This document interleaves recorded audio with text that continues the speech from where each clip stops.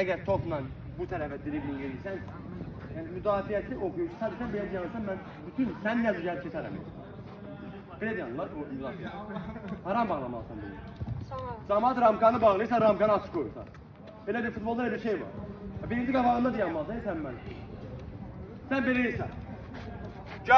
Gəl vur ora qapıya, mən burada müdafiəçi tuturam. Neyəsən müdafiəçi?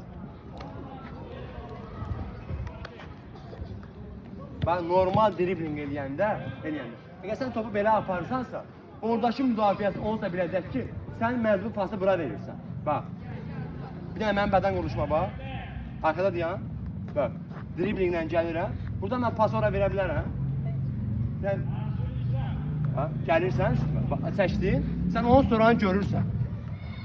Mən belə çəkəndə, məcbur, müdafiəçi, bax. Müdafiəçi sən topu o tərəfə çəkdinsə, müdafiəçi bədəni yönlənir ora. Çünki sən ora gedirsən. Sən topu çəkirsən bura, müdafiəçi bədəni yönlənir bura. Çünki sənin gözlü ki, pas verməyi ora. Mən də deyirəm bax sizə. Bir dənə bura bax.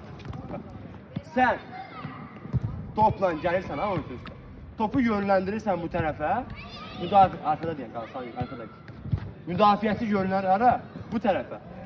Bura olsa var da verəcəksən. Belə deyənsən, məcbur səni bax. Necə bağlayacaqsan mən?